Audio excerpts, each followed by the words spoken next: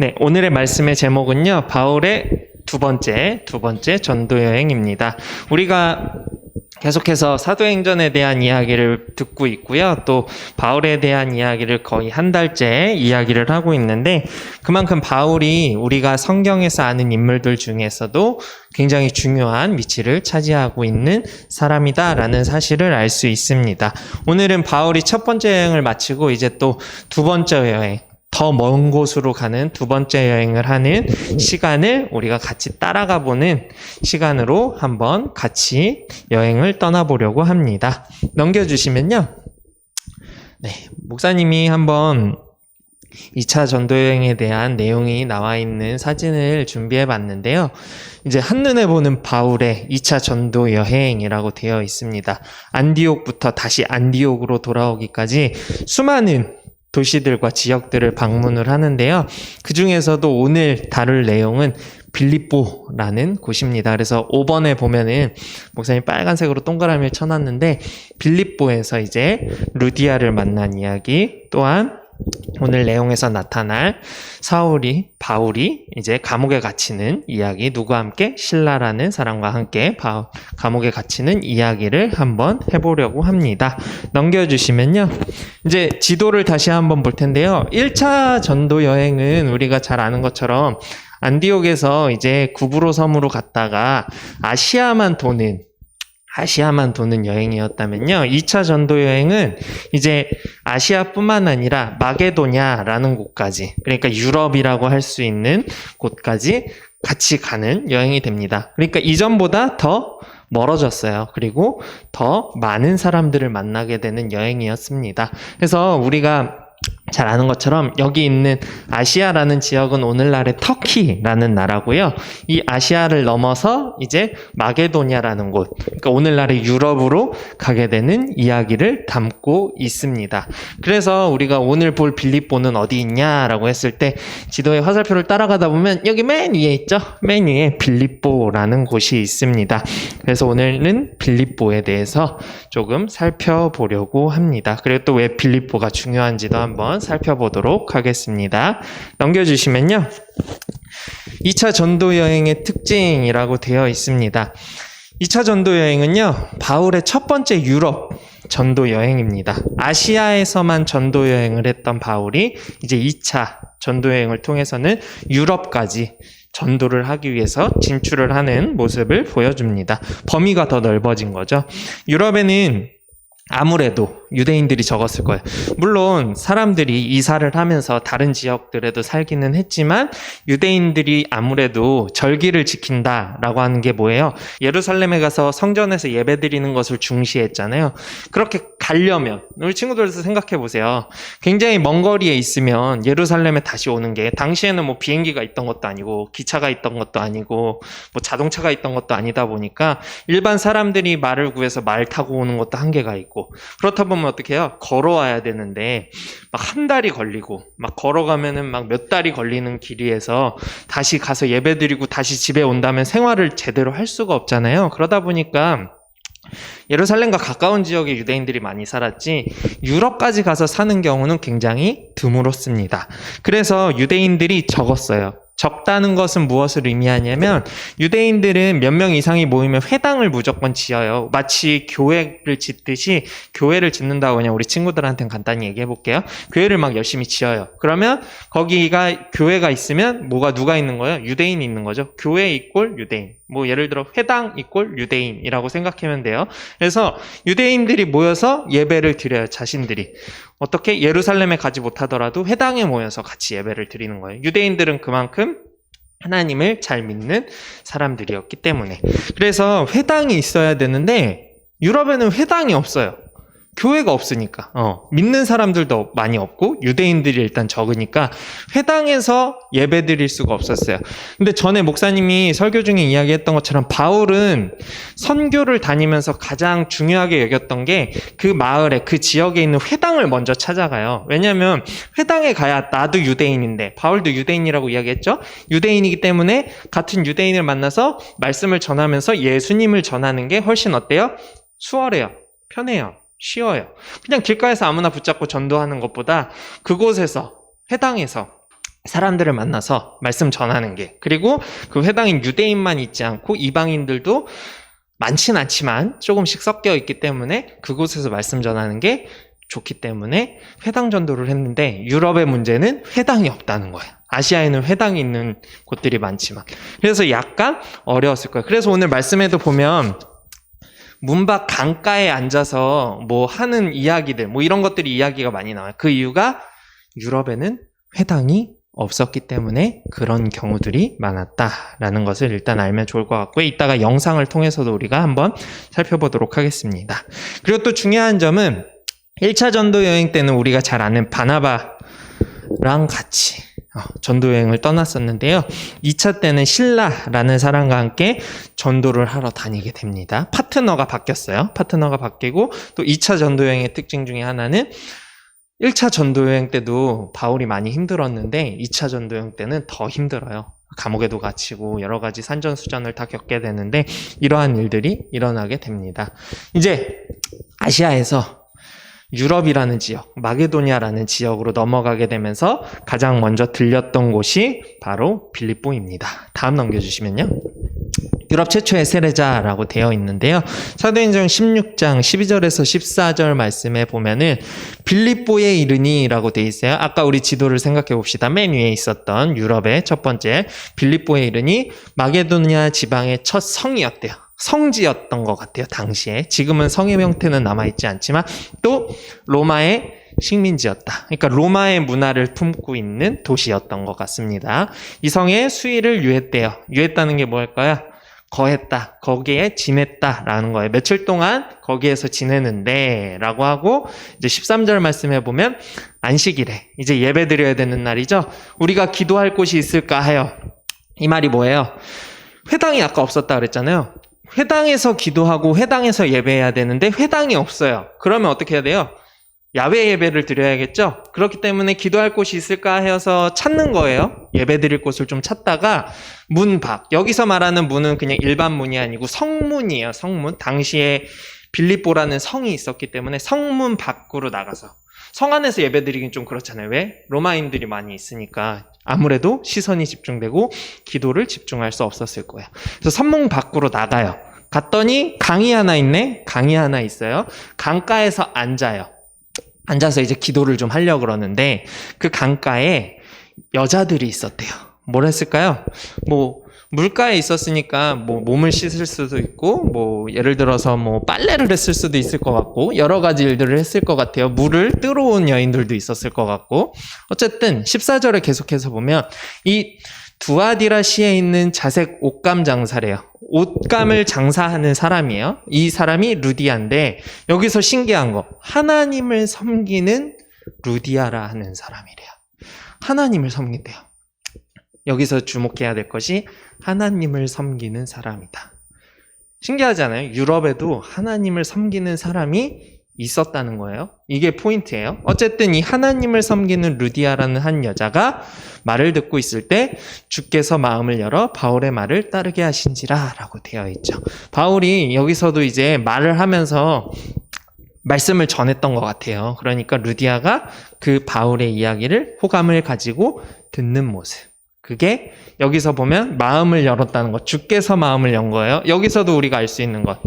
우리가 믿는 게 아니고 하나님이 믿을 수 있게끔 우리를 도와주신다는 것. 믿음은 전적으로 오다 하나님의 은혜다. 여기서도 똑같이 나와요. 주께서 마음을 열었어요. 누구의 마음을?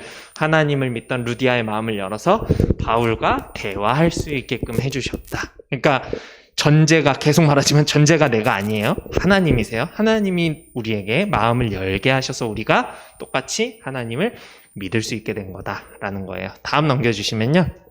루디아라고 나오는데요. 15절에 보면 그 말을 듣고 바울을 통해서 루디아와 그 집이, 여기서 말하는 그 집이 뭐 가족과 뭐 친인척이 될 수도 있을 것 같아요. 다 세례를 받았대요. 어디서 세례 받았을까요? 그 강가에서 받았겠죠. 강가에서 세례를 받고, 루디아와 그 가정은 세례를 받고 사도 바울이 떠난 후에 그곳에, 루디아가 세례를 받았던 그 장소에 루디아 기념 교회가 세워지게 됩니다. 루디아의 이름으로. 지금도 사도 바울과 루디아를 기념하여 그 기념교회와 세례를 했던 그 세례터가 존재한다. 이따가 영상을 통해서 보면 훨씬 편할 것 같아서 목사님이 영상을 준비했는데 같이 보면 될 것 같아요. 다음 넘겨주시면요. 계속되는 고난과 전도라고 나옵니다. 어쨌든 최초로 유럽에서 세례를 받은 그리스도인이 된 루디아를 떠나 이제 계속해서 복음을 전하는 바울과 실라의 모습이 나타나는데, 전도를 하는 중에 감옥에 갇히기도 해요. 그래서 보면은 사도행전 16장 21절에서 23절, 오늘 우리가 읽진 않았는데 바로 뒤에 나오는데요. 로마 사람인 우리가 받지도 못하고 행하지도 못할 풍속을 전한다.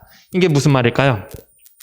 로마인들이 들을 때 뭐 말도 안 되는 이야기를 하는 거예요. 뭐 예를 들면 그런 거죠. 뭐 하나님을 전하는데 그 하나님을 전하면서도 또 예수님에 대한 이야기를 해요. 그리고 예수님이 부활하고 승천하셨다. 우리가 이해할 수도 없고 받아들일 수도 없는 이야기들을 한다는 거예요. 그리고 그 이야기를 들은 무리, 여기서 말하는 무리는 로마 사람들이에요. 무리가 일어나 고발했대요.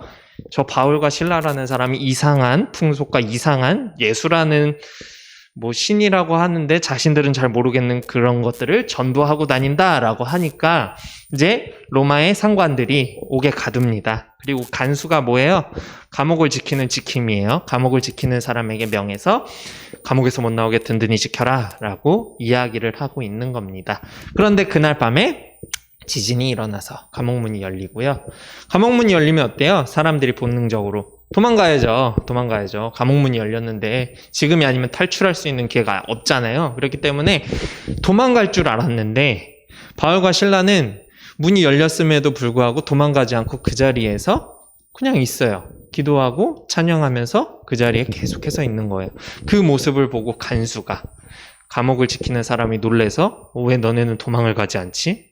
내 머리로는 이해가 되지 않는데 도망가지 않는 그 모습을 보고서 예수를 믿게 돼요. 그러면서 사도행전 16장 31절에 유명한 말씀, 주 예수를 믿으라 그리하면 나와 내 집이 구원을 얻으리라 라는 이야기를 하게 됩니다. 이 내용들을 우리가 그냥 말로 보면은 이해가 잘 안 되니까요. 영상을 좀 한번 보도록 하겠습니다. 빌립보 관련 영상인데요. 한 7분 정도 될 거예요. 같이 보도록 할게요.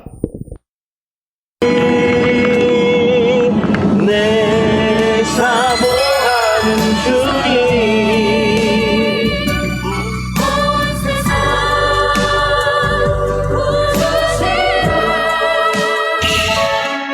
이번에 도착한 곳은 빌립보, 마케도니아의 첫 성이었던 곳으로 사도 바울이 네아폴리 항구로 들어와 가장 먼저 찾았던 도시입니다.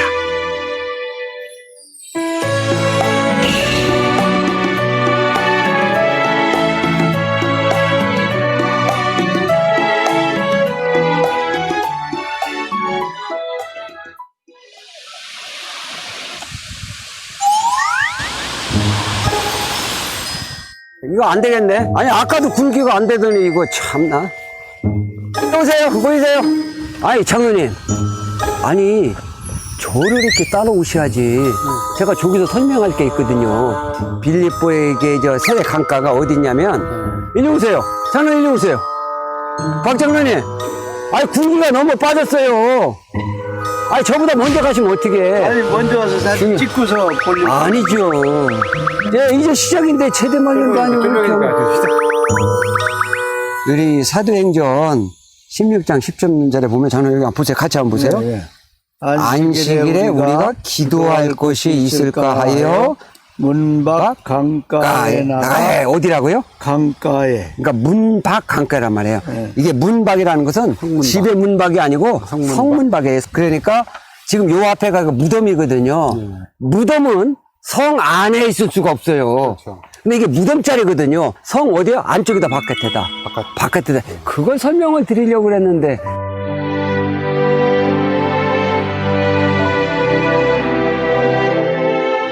안식일에 바울 사도는 항상 기도하는 사람이었어요. 안식일에 기도할 곳을 찾아다녔던 사도 바울. 하지만 빌립보 성엔 유대인의 회당이 없어서 성문 밖 강가로 나가게 되는데요. 바로 이 간디테스 강입니다. 그리고 이곳에서 여인들을 만나게 되죠. 바로 유럽에서 첫 성도가 된 루디아 일행입니다.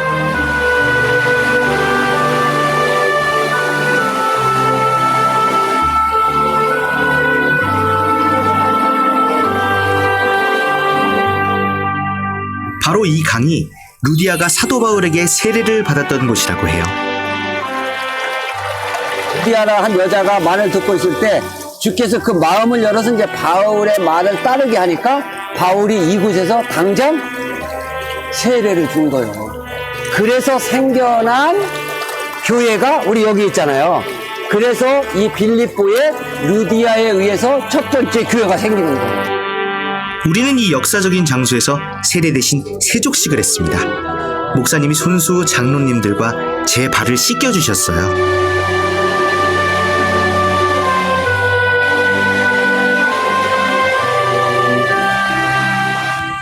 자색 옷감 장수 루디아 일행을 만나고부터 빌립보에서 바울의 전도 사역엔 힘이 붙기 시작했는데요.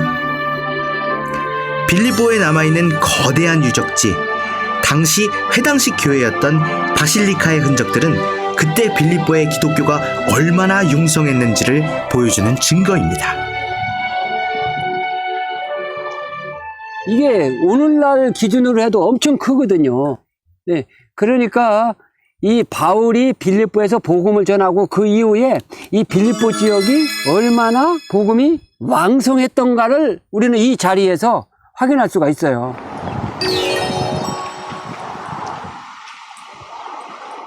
여기는 이제 유적이 이렇게 크게 남아 있는 것을 보면 우리는 이 넓은 이 유적지 속에서 유적지 밖에 있는 많은 교회를 통해서 아, 역시 그래도 지금까지 유럽에서 기독교의 정신이 남아있는 그리스는 뭔가 다르구나. 바울의 복음 전도로 빌립보엔 하루가 다르게 성도들이 늘어갔지만 바울 일행은 오히려 곤경에 처하게 됩니다. 귀신 들려 점치는 여종을 고쳐주었다는 이유로 그 주인에게 고소를 당하고 감옥에 갇히게 된 거죠.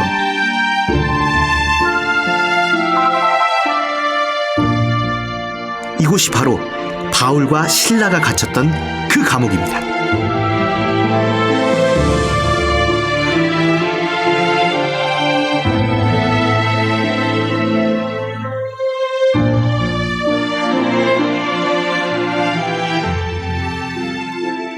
여기가 바로 사도행전 16장에 나오는 바울과 실라가 갇혔던 토굴과 같은 곳이겠죠.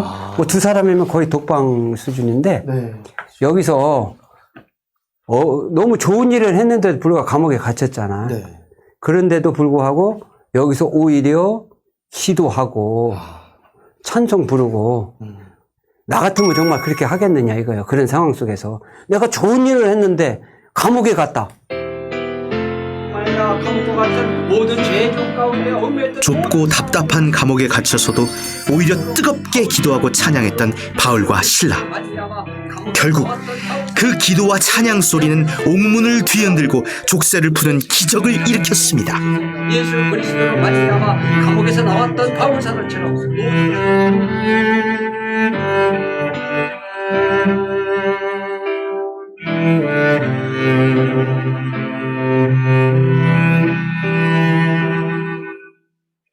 모든 권리를 포기한 채 오히려 복음만을 붙잡고 사명을 쫓아 걸었던 바울 사도를 생각해 봅니다.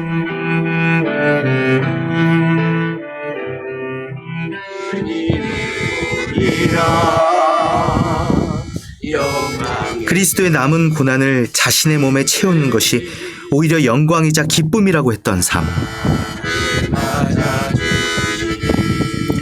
로마 시대 때 만들어진 대로이자 바울 사도가 직접 걸어 다녔던 이 복음의 길 위를 맨발로 걸어봅니다. 네, 여기까지 보도록 하겠습니다.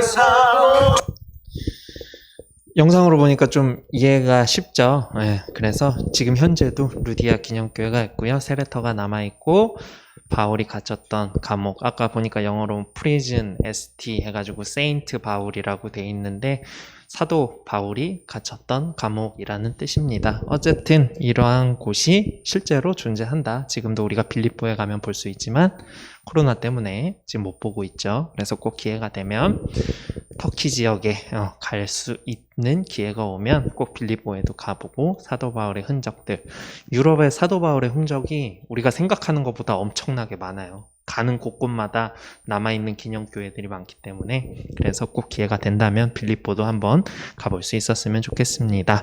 넘겨주시면요. 결론으로 갈게요. 네.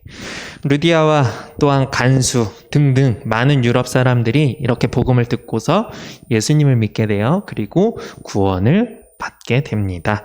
성령님이 바울과 실라를 통해 이방인들에게 예수님을 전할 수 있도록 인도하시고 능력 주시지 않으셨다면 바울과 실라가 이렇게 유럽에서 아는 사람도 거의 없는데 이렇게 전도를 아마 열심히 할 수 없었을 거예요. 그렇기 때문에 우리가 계속해서 사도행전을 통해서 이야기하는 것, 우리가 하는 게 아니라 예수님이 부활 승천하시면서 이 땅에 보내주신 성령님을 통해서 우리가 믿는 믿음으로 성령님이 우리를 만져주시기 때문에 우리가 이 땅에서 하나님을 믿는 사람으로서의 삶을 살아가려고 열심히 노력해야 되는 거고요.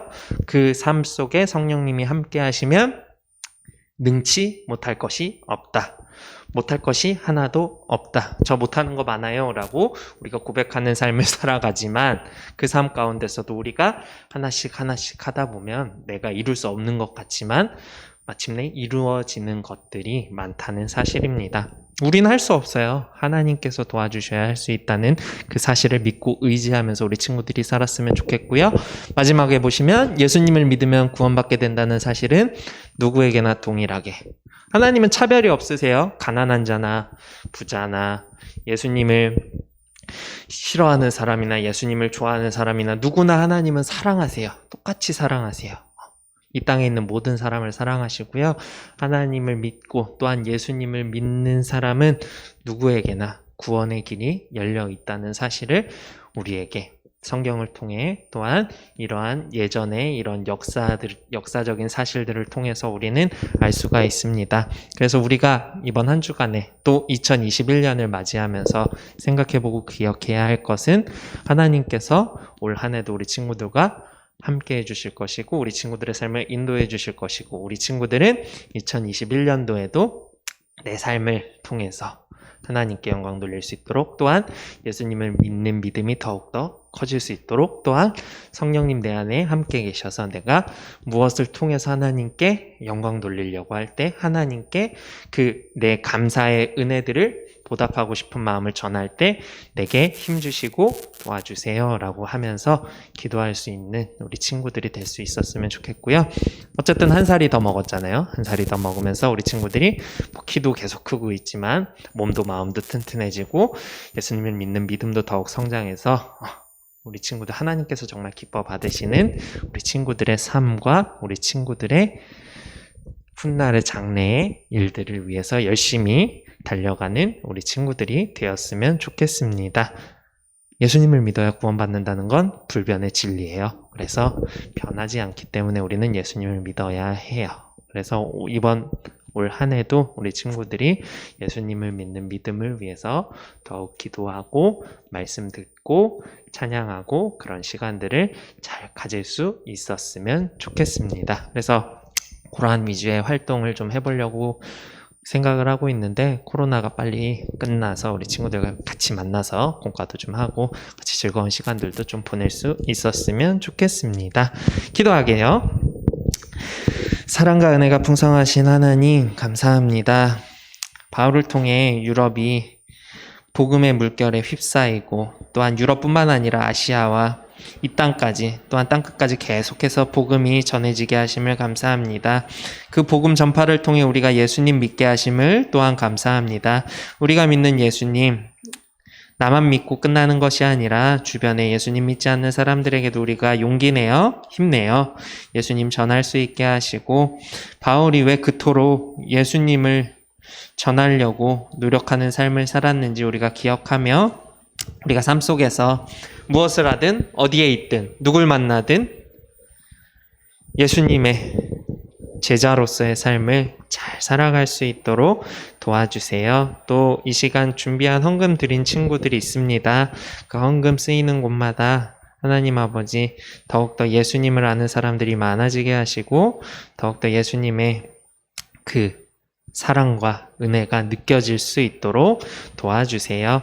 감사드리며 예수님의 이름으로 기도합니다. 아멘.